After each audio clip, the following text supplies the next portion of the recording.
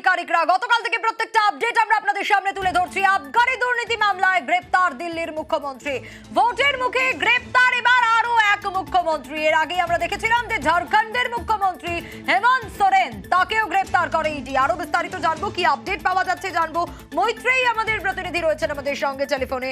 মৈত্রেয়ী, কেন গ্রেপ্তার? ইডির কাছে ঠিক কি কি তথ্য প্রমাণ রয়েছে, কি জানতে পারছো? দেখো, এখনো পর্যন্ত এনফোর্সমেন্ট ডিরেক্টরেটের তরফ থেকে এই ঘটনার যখন তদন্ত শুরু করা হয়, এই আবগারি দুর্নীতির মামলায় যেখানে এনফোর্সমেন্ট ডিরেক্টরেটের কাছে তথ্য প্রমাণ এসে পৌঁছায় যে অন্তত পক্ষে 100 কোটি টাকা ঘুষ নেওয়ার অভিযোগ আসে আবগারি নীতিতে বদলের জন্য, এবং সেই জায়গায় দাঁড়িয়ে কিন্তু তদন্ত শুরু করা হয় এবং আবগারি নীতি বদল করা হয় কিছু সংস্থার সঙ্গে মিলে, এবং সেই সংস্থার সঙ্গে কথা বলারও অভিযোগ ওঠে। ফলে সেই জায়গায় দাঁড়িয়ে তদন্ত শুরু করে এনফোর্সমেন্ট ডিরেক্টরেট, এবং বেশ কিছুদিন হলো তদন্ত চলে। এবং এই তদন্তের প্রেক্ষিতে কিন্তু এর আগে, অর্থাৎ অরবিন্দ কেজরিওয়ালের আগে 15 জনকে গ্রেপ্তার করা হয়েছে, যার মধ্যে দিল্লির উপমুখ্যমন্ত্রী মনীষ সিসোদিয়া রয়েছেন, যেখানে আমরা দেখেছি যে গত সপ্তাহে গ্রেপ্তার করা হয়েছে কে কবিতাকে, এবং সহ একাধিক নাম, সঞ্জয় সিং, যিনি আপের রাজ্যসভার সাংসদ সঞ্জয় সিং, তাকে গ্রেপ্তার করা হয়েছে। ফলে সব মিলিয়ে এখনো পর্যন্ত মোট 16 জনকে গ্রেপ্তার করা হলো অরবিন্দ কেজরিওয়াল সহ। গতকাল অরবিন্দ কেজরিওয়ালকে নবমবারের জন্য সমন দিয়েছিল এনফোর্সমেন্ট ডিরেক্টরেট। এর আগে 8 বার বিভিন্ন সময় এনফোর্সমেন্ট ডিরেক্টরেটের তরফ থেকে সমন পাঠানো হয় অরবিন্দ কেজরিওয়ালকে। প্রথম 2রা নভেম্বর 2023 সালে সমন পাঠানো হয়। তারপর একে একে নভেম্বর, ডিসেম্বর, জানুয়ারি, ফেব্রুয়ারি, মার্চ পর্যন্ত মোট 9 বার সমন পাঠানো হয় অরবিন্দ কেজরিওয়ালকে, কিন্তু প্রত্যেকবারই তিনি সমন এড়িয়ে গিয়েছিলেন। এবং আপের নেতৃত্ব এবং এমনকি অরবিন্দ কেজরিওয়ালের তরফ থেকেও আশঙ্কা প্রকাশ করা হচ্ছিল যে তাকে জিজ্ঞাসাবাদ করতে গেলে তাকে গ্রেপ্তার করা হবে। এমনকি গতকাল যখন দিল্লি হাইকোর্টে এই মামলার জন্য, এই মামলায় রক্ষা কবচের আবেদন নিয়ে দ্বারস্থ হন দিল্লি হাইকোর্টের অরবিন্দ কেজরিওয়াল, সেই সময়ও কিন্তু অরবিন্দ কেজরিওয়ালের তরফ থেকে এই আশঙ্কা প্রকাশ করা হয়েছিল যে তাকে সমন দিয়ে ডাকা হচ্ছে, মানে তিনি আশঙ্কা প্রকাশ করছেন যে তাকে গ্রেপ্তার করা হবে। যদি তাকে গ্রেপ্তারি ক্ষেত্রে রক্ষা কবচ দেওয়া হয় তাহলে তিনি অ্যাপিয়ার করবেন।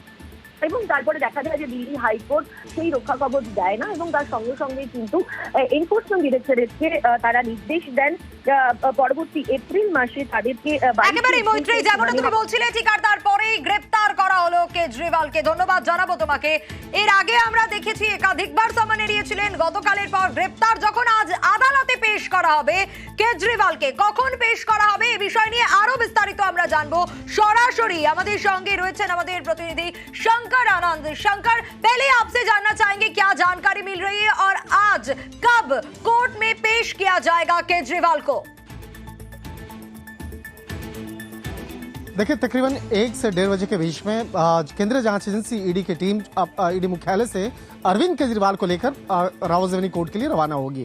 और जिस तरह से अगर कोर्ट की अगर बात करें तो आज रावत कोर्ट में पेश करने के बाद तमाम जो दोनों पक्षों की जो दलीलें होंगी वो बेहद महत्वपूर्ण होगी, और दलील देने की जो प्रक्रिया होगी उसमें सबसे महत्वपूर्ण होगा कि आज कोर्ट में ईडी के द्वारा ये बताया जाएगा कि आखिर गिरफ्तारी की वजह क्या रही है। जिस तरह से साउथ यूनिट जो है, साउथ यूनिट के द्वारा किस तरह से ब्राइब दिया गया, और जिस तरह से दिल्ली सरकार की जो पूर्व आबकारी नीति मामला था, इस मामले में किस तरह से भ्रष्टाचार को अंजाम दिया गया, और किस तरह से इस मामले में पॉलिसी को प्रभावित करने के लिए जो एक साउथ यूनिट जो है वो लगातार प्रयास करी थी। साउथ यूनिट की अगर बात करें तो जिस तरह से तेलंगाना से कनेक्शन जुड़ा, और तेलंगाना की अगर बात करें तो जिस तरह से के कविता का नाम सामने आया, और ये पता चला था कि के कविता जो तेलंगाना के पूर्व मुख्यमंत्री केसीआर की बेटी है, उनके द्वारा किस तरह से ब्राइब देने की जो बात है वो सामने आई थी। इसके साथ ही और भी तेलंगाना और आंध्र से जुड़े हुए कई ऐसे लोग हैं जिनका नाम इस मामले में सामने आया था।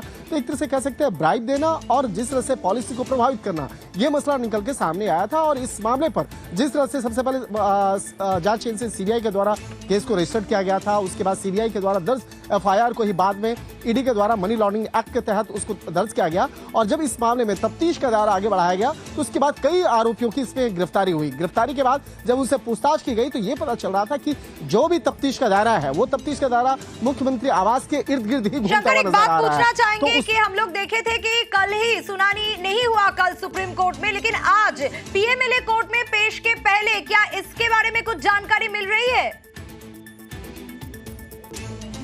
देखिए, आज सुप्रीम कोर्ट की अगर बात करें तो सुप्रीम कोर्ट में भी एक महत्वपूर्ण आज सुनवाई होनी है, और वो सुनवाई होनी है मुख्यमंत्री अरविंद केजरीवाल की जो गिरफ्तारी हुई थी कल, तो उस मामले पर जो याचिका कल दायर की गई थी उस मामले पर सुनवाई होनी है। हालांकि इस मामले पे 3 जजों की बेंच जो है इस मामले पर सुनवाई करेगी, जिसमें कि justice Sanjiv Khanna, justice MM Sundaresh और जस्टिस बेला एम त्रिवेदी, ये 3 जजों की जो बेंच है इस मामले पर सुनवाई करेगी।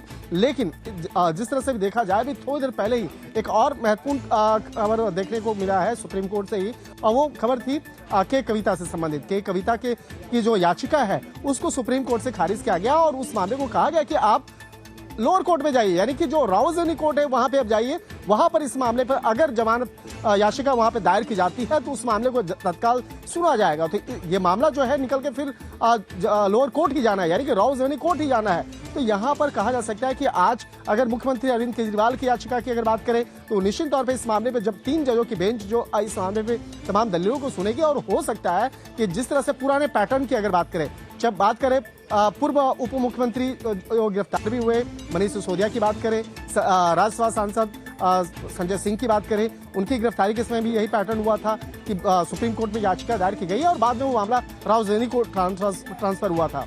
इसके बाद अगर बात करें मनीष सिसोदिया की बात करें या सत्येंद्र जैन की बात करें, ये तमाम जो नाम है ऐसे नाम है जो आम শঙ্কর আমরা নজর রাখার চেষ্টা করেছি। অন্যদিকে এরই পাশাপাশি দিল্লির ছবিটাও আপনাদের দেখানোর চেষ্টা করব।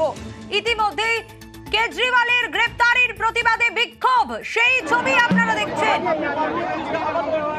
দিল্লির ছবি আপনাদের দেখাচ্ছি নিউজ 18 বাংলার পর্দা, সেই ছবি আপনারা দেখছেন। ইতিমধ্যেই একদিকে ভোটের মুখে গ্রেফতার কেজরিওয়াল, আর কেজরিওয়ালের গ্রেফতারিতে বিক্ষোভ চলছে ইতিমধ্যেই।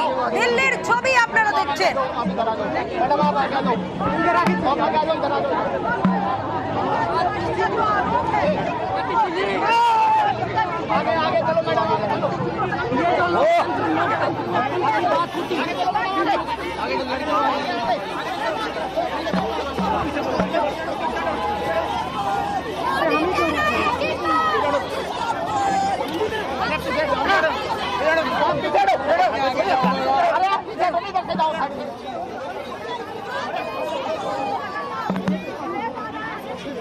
নজর রেখেছি ইতিমধ্যেই আমরা, যে ছবি আপনারা দেখতে পাচ্ছেন ইতিমধ্যে নিউজ 18 বাংলার পর্দায় আপনাদের দেখাচ্ছি। অরবিন্দ কেজরিওয়ালকে গ্রেফতার করে ইডি, গতকালই আবগারি দুর্নীতি মামলায় গ্রেফতার দিল্লির মুখ্যমন্ত্রী, এবং আজকের এই ছবিটা রীতিমতো বিক্ষোভ চলছে, সেই ছবি আপনারা দেখছেন।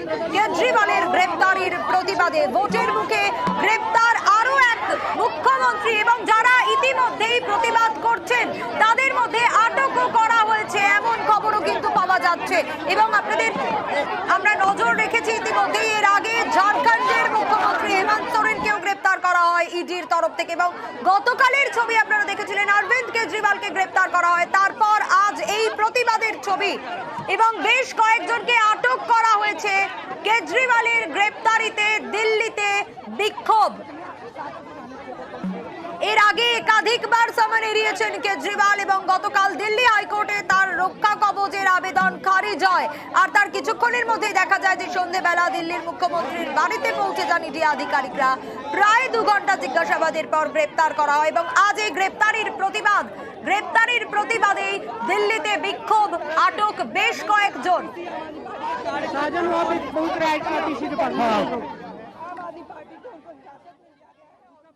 अरविंद केजरीवाल जी इस देश के इतिहास में पहली बार अरेस्ट हुए सिटिंग चीफ मिनिस्टर हैं। हेमंत सोरेन जी की भी जब गिरफ्तारी हुई थी, उन्होंने गिरफ्तारी से पहले इस्तीफा दे दिया था। इस देश के इतिहास में ये पहली बार हुआ है कि मॉडल कोड ऑफ कंडक्ट लगने के बाद, चुनाव की घोषणा होने के बाद, देश में से 6 में से 1 नेशनल पार्टी के नेशनल कन्वीनर को गिरफ्तार कर लिया गया है। ये बिल्कुल साफ है कि अरविंद केजरीवाल जी की गिरफ्तारी भारतीय जनता पार्टी की एक राजनीतिक साजिश है। भारतीय जनता पार्टी चाहती है कि वो चुनाव में कैंपेन ना कर सके।